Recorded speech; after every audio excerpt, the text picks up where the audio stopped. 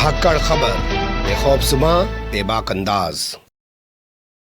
धाकड़ खबर में आपका स्वागत है। मैं आपके साथ हूं अकरम रईस खान। राजनीति पल पल बदलती रहती है, देश ही नहीं पूरी दुनिया की। जी हां, राजनीति पल पल करवट बदलती रहती है। ये बात हम इसलिए कह रहे हैं कि जो रूस और चाइना अभी तक करीबी बने हुए थे, भारत के G20 में नहीं आए थे, लेकिन जैसे ही चाइना वाले अमेरिका गए, वैसे ही अब रूस वाले भारत में होने वाली G20 मीटिंग में वर्चुअली शामिल हो रहे हैं। तो इसे कैसे देखा और समझा जाना चाहिए? इसके अलावा जो प्रधानमंत्री नरेंद्र मोदी किसी भी अंतरराष्ट्रीय मंच पर पहुंचने के लिए उतावले रहते हैं और वहां से हिंदी में ही बात करके यहाँ के जो उनके भक्तगण उन्होंने बनाए हैं इतनी मेहनत करने के बाद, उनको अपना यशस्वी गान सुनाते रहते हैं, वो कल ब्रिक्स की उस मीटिंग से गायब रहे जिसमें यूएन के सेक्रेटरी एंटोनियो गुटेरेस भी मौजूद थे। लेकिन वो आज शामिल हो रहे हैं G20 की मीटिंग में, वो भी वर्चुअली संबोधित करेंगे। क्या दोनों जो कदम है उनके, कल ब्रिक्स की मीटिंग से गायब रहना और आज G20 की मीटिंग में हाजिर होना, ये अपने वोटरों को रिझाने की कोई नई कोशिश है? इसे कैसे और देखा समझा जा सकता है? और इसके अलावा अरब देशों के विदेश मंत्री जो अभी रूस में मॉस्को में जाके बिरयानी खा के आए हैं, वो अब इंडिया भी आने वाले हैं। इस पूरे घटनाक्रम पर बातचीत करने की कोशिश करेंगे। हमारे साथ फिर से एक बार अंतर्राष्ट्रीय राजनीति पर अपनी गहरी पकड़ रखने वाले कृष्णकांत जी जुड़ रहे हैं, जो अपने लोकपक्ष अखबार में और इसके अलावा सोशल मीडिया पर भी अपनी बातों को बेबाकी से रखते रहते हैं। भारतीय वायुसेना के रिटायर्ड ऑफिसर हैं। बहुत शुक्रिया सर, फिर से एक बार वक्त देने के लिए। धन्यवाद मिस्टर अकरम। मैं एक लाइन इतना ही जोड़ूंगा भी कि आपने कहा पल पल बदलती राजनीति। इस दशक में खासकर पिछले वर्ष से देखें तो यह पल पल की बदलती राजनीति बहुत तेजी से बदल रही है। जी, बहुत तेजी से बदल रही है पल पल की बदलती हुई राजनीति। हालांकि पिछले एक महीने से कुछ अंतर्राष्ट्रीय राजनीति को लेकर मैं कुछ ज्यादा ही फोकस कर रहा हूं और आपको भी परेशान कर रहा हूं। हालांकि जो धाकड़ खबर के व्यूअर हैं वो जानते हैं कि मैं अंतर्राष्ट्रीय मुद्दों पर इतना लिखता बोलता नहीं हूं। हम तो अपना लोकल के जो तमाम इशू होते हैं राज्यों के, देश के, उसी में व्यस्त रहते हैं। लेकिन आजकल मामला जब चल पड़ा है तो बहुत सारी चीजें छूट गई हैं, जंगल राज भी खत्म हो गया और राजनीतिक हलचल का बुलेटिन भी हम लोग नहीं कर पा रहे हैं, क्योंकि आदमी तो एक ही है, चाहे यहाँ पे घूम ले चाहे वहां पे घूम ले। खैर, सवालों की शुरुआत करते हैं। जी, क्या चाइना को कोई मैसेज देने के लिए रूस के जो राष्ट्रपति हैं व्लादिमीर पुतिन, वो शामिल हो रहे हैं G20 की मीटिंग में वर्चुअली? सीधे तौर पे मैं पूछना चाहता हूं आपसे। देखिए, जहां तक इन दो देशों की बात है, तीसरा देश की भी बात हमें उसमें जोड़नी पड़ेगी, वह अमेरिका। ये तीनों महाशक्तियों के बीच में जो आपसी द्वंद्व चल रहे हैं, प्रतिस्पर्धा चल रही है पूरे दुनिया में, वो उसका असर भारत में भी दिखता है, दुनिया में भी दिख रहा है। और जो आपने कहा कि एक तरफ G20 की बात है और दूसरी तरफ ब्रिक्स की बात है, और हमें इसमें भी समझना होगा, प्रश्न किस रूप में देखना होगा कि क्या अमेरिका पिछले एपेक मीटिंग में जहां शी खुद गए थे अमेरिका सफल हुआ है क्या इन दोनों देशों के बीच में, यानी रूस और चीन के बीच में मतभेद को, खाई को चौड़ा करने में? जी, शुरुआती यहां से भी कर सकते हैं। लेकिन अगर इसको उलट के देखें तो ये भी तो हो सकता है ना कि रसिया की जो प्लानिंग है वो पूरी तरह कामयाब हो रही है। रशिया ने चाइना को अमेरिका में अपने लिए हालात बेहतर करने के लिए भेज दिया और अब भारत जो अमेरिका का सबसे बड़ा एक मजबूत दोस्त बना हुआ है, ये एक साथी बना हुआ है, उसको तोड़ने के लिए वो खुद G20 की मीटिंग को वर्चुअली संबोधित कर रहे हैं। बिल्कुल संभव है। देखिए, राजनीति में यदि तिकड़ी पहुंचती है तो हमेशा दो की कोशिश होती है कि जो सबसे बड़ा दुश्मन है उसको अलग रखे। दुश्मन का दुश्मन हमारा दोस्त। लेकिन इसका मतलब ये नहीं है कि तीसरे को बाहर करके बाकी दोनों बड़े अच्छे मित्र बन गए हैं। और इसकी पूरी संभावना है कि पुतिन ने शी को वहां भेजा था, लेकिन साथ साथ जो भी उनके अंदर खिचड़ी पकी, ये सब चूंकि आप बार बार इस्तेमाल करते रहे इसलिए मैंने भी इसका इस्तेमाल किया, यानी अमेरिका और चीन के बीच में जो खिचड़ी पकी, उसका भी काट करने के लिए रूस यहाँ पे, पुतिन खुद इस G20 के मीटिंग में, वर्चुअल मीटिंग में आ रहे हैं और दूसरी तरफ शी नहीं आ रहे हैं। शी अपने प्रधानमंत्री को भेज रहे हैं, तो यानी शी अपनी नाराजगी अभी भी जाहिर रखना चाहते हैं। फिर इसी सवाल को आगे बढ़ा रहा हूं कि अमेरिका में अपने लिए माहौल बनवाने के लिए पुतिन ने जो है शी का इस्तेमाल किया और शी अब भारत में अपने लिए, हालांकि व्यापारिक माहौल उनके लिए काफी बेहतर है, लेकिन नरेंद्र मोदी के साथ उन्होंने झूला नहीं झूला, काफी टाइम से वो G20 में नहीं आए, तो उस काम के लिए उन्होंने पुतिन को तो नहीं लगा दिया है? इसकी भी संभावना है। एक दूसरे पर जासूसी भी कर रहे हैं, एक दूसरे का साथ लेने की भी कोशिश कर रहे हैं, तीसरों को अलग करने की कोशिश कर रहे हैं। मामला कितना भी पेचीदा हो, लेकिन जो शी और पुतिन के बीच का द्वंद्व है वह अमेरिका में भी दिखा, भारत में भी दिखा, और दोनों की दोस्ती है वह भी अमेरिका में दिखा और भारत में दिखा। राजनीति में, आज की खासकर राजनीति में, अंतर्राष्ट्रीय विश्व में ना कोई परमानेंट दोस्त है, ना कोई परमानेंट दुश्मन है। जहां तक अर्थ की बात है, व्यापार की बात है, वहां रूस और चीन बहुत करीब हैं। सैन्य में जहां तक बात है, चीन अपने आप को अलग रखने की कोशिश करता है और अमेरिका हर जगह अपनी चौधराहट की कोशिश करता है। और तीनों का यहां पर भी, अमेरिका को निकाल दे, G20 और ब्रिक्स की बात कहें, जहां तक भारत की बात है, भारत की बुलबुल नीति के कारण ये दोनों देश, चीन और रूस, एक तरफ जहां आपसी मतभेद है, वहां पे वो भारत के ऊपर दोनों एक साथ मिले हुए अमेरिका के खिलाफ भारत को अपनी तरफ लाने की कोशिश कर रहे हैं। एक खबर कल मैंने पढ़ी, टाइम्स ऑफ इजराइल की वो खबर थी, और उस खबर में लिखा गया कि रूस जो है वो अभी तक ईरान की मदद कर रहा था, उनको हथियार दे रहा था, हमास की मदद कर रहा था, उनको हथियार दे रहा था, अब कुछ खतरनाक हथियार भी वो इनको दे सकता है इजराइल के खिलाफ इस्तेमाल करने के लिए। पता नहीं कितनी सत्यता है, लेकिन अगर टाइम्स ऑफ इजराइल इस बात को छाप रहा है, यानी इजराइल में डिस्कोर्स तो है।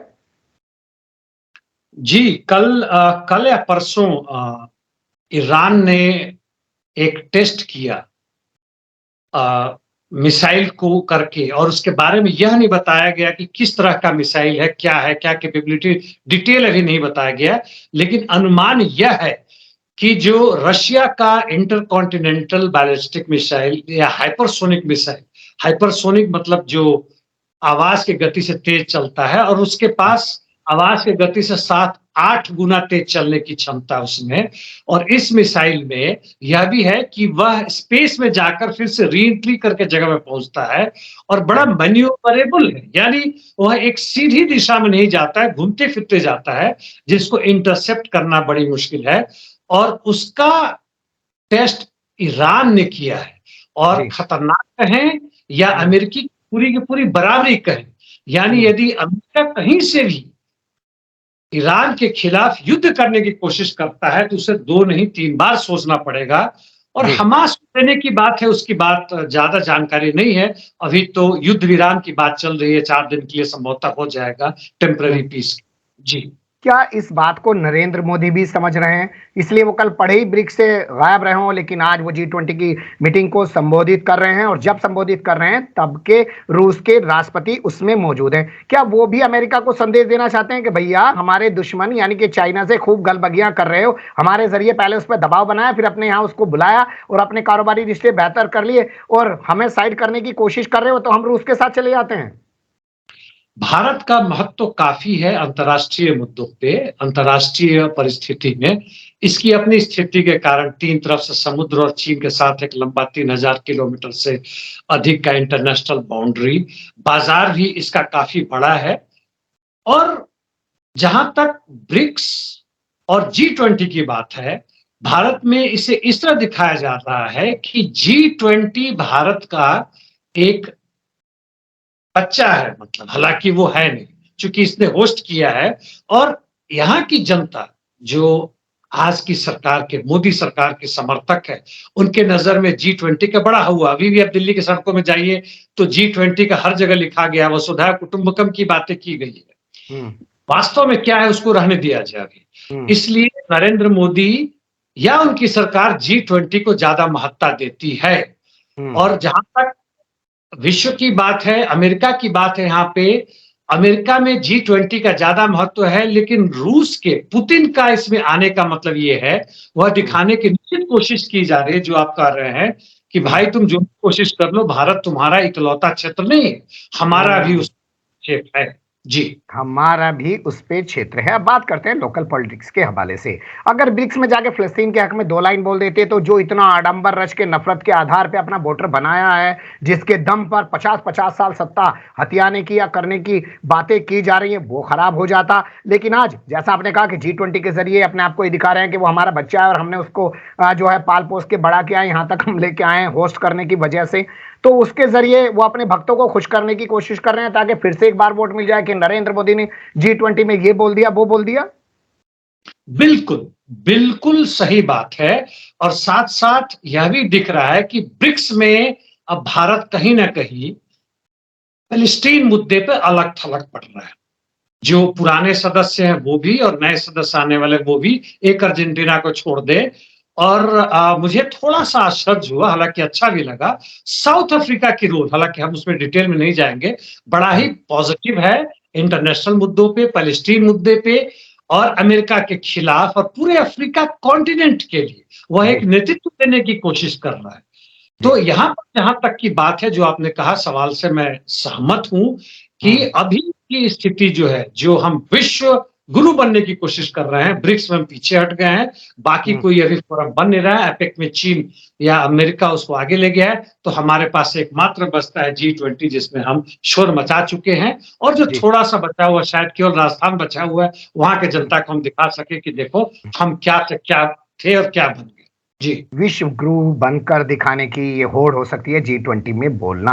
आपने साउथ अफ्रीका की बात की, एक लाइन आपसे और जानना चाहूंगा। जिस तरीके से वहां की संसद ने प्रस्ताव पास किया और उसके हक में जबरदस्त वोटिंग हुई, सिर्फ खिलाफ में 91 वोट पड़े हैं, 200 कुछ वोट उसके हक में पड़े हैं जो फिलिस्तीन के हक में प्रस्ताव पास हुआ है। इसी तरीके का एक प्रस्ताव वैसे स्कॉटलैंड की संसद से भी हुआ है। क्या भारत जो मानवीय मूल्यों पर खड़ा हुआ देश है और जहां पूरी दुनिया में गांधी के नाम को लेकर चर्चा की जाती है, उस इमेज को भी नुकसान पहुंचा है क्या इससे? पहुंचा तो है। ये हमास युद्ध कहीं न कहीं से पूरे विश्व भर में जो भारत की जो भी स्थिति थी दिखाने के लिए या वास्तविकता थी, उसमें भारत के छवि को नुकसान पहुंचा है। भारत अपने आप को न्यूट्रल कंट्री या नैब जो था नॉन अलाइनमेंट मूवमेंट का जो हिस्सा था, खैर वो तो तकरीबन ध्वस्त हो चुका है और बराबर की दूरी रखने की जो कोशिश की गई थी रूस अमेरिका से, वह खत्म हो रहा है इजराइल और अमेरिका, यहाँ तक कि यूके के भी दबाव के कारण। और उनके यहाँ हमारे फॉरेन मिनिस्टर गए हैं, वहां के लोग यहाँ आए हैं और भारत के ऊपर दबाव इतना रहा और भारत खुशी से भी वह कहीं से भी प्रो पैलेस्टीन अब नहीं रहा है, इजराइल के साथ पूरी की पूरी गलबहियां, ये शब्द आप इस्तेमाल करते हैं, वो कर रहा है। और इसका असर भारत के अंदरूनी हिस्सों में भी पड़ेगा, आज नहीं तो कल वह दिखेगा। चुनाव में जो भी रिजल्ट है मुझे नहीं मालूम क्या होने वाला है, लेकिन दिखेगा। और अभी वैसे जहां तक भारत की अंदरूनी बात है, लग रहा है कि भाजपा की स्थिति खराब हो रही है। जी।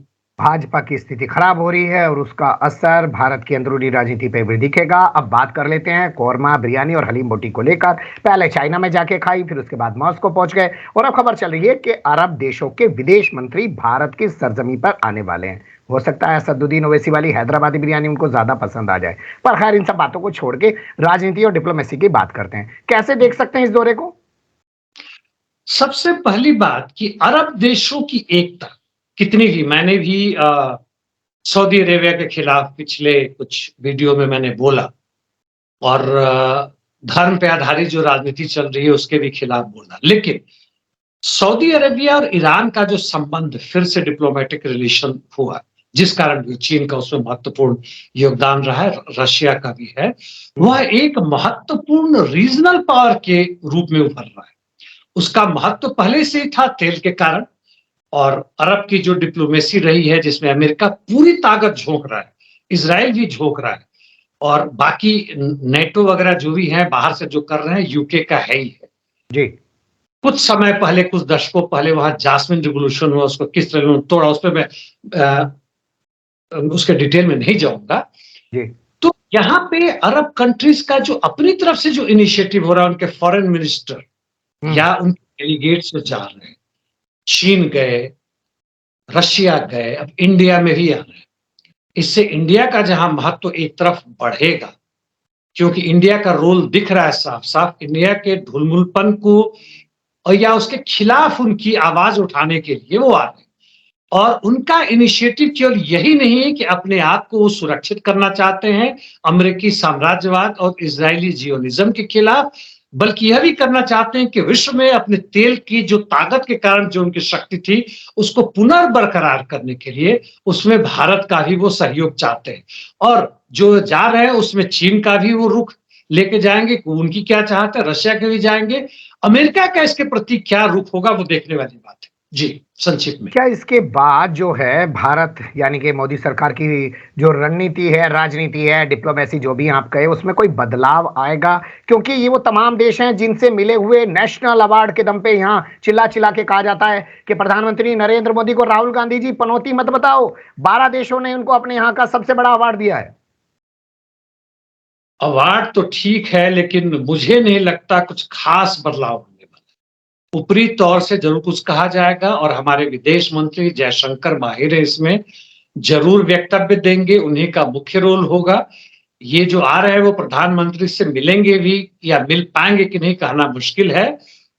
और भारत की जो विदेश नीति है, जो ढुलमुल है या प्रो अमेरिका है, वो कंटिन्यू करेगा, लेकिन कुछ रोक जरूर आएगा। इजराइल के कितने दबाव के बावजूद भी रशिया, चाइना और अरब कंट्रीज, यदि अरब कंट्रीज थोड़ी शक्ति दिखाए, थोड़ी और एकता दिखाए, तब भारत के विदेश नीति में जरूर बदलाव आने की संभावना होगी। लेकिन वह वक्त बताएगा, इस पे ज्यादा मैं भविष्यवाणी नहीं कर सकता। जी, बहुत शुक्रिया, आपने सही लाइन इख्तियार की आखिर में कि भैया वक्त बताएगा। और जैसा मैं आपसे बार बार कहता हूं, ये पत्रकारिता हड़बड़ी का साहित्य है। जो होता है उसे समेट के आपके सामने रख देते हैं। हम उनकी तरह नहीं करते कि 8 मिनट में आपको 100 खबरें सुना के खबरों का बलात्कार करते हैं। कुछ मुद्दों पर विस्तार से जो भी चीजें उभर रही होती हैं उनसे आपको रूबरू कराने का भी प्रयास करते हैं। बहुत शुक्रिया, आपसे फिर किसी और मुद्दे पे जुड़ेंगे सर। धन्यवाद मिस्टर अकरम, थैंक यू।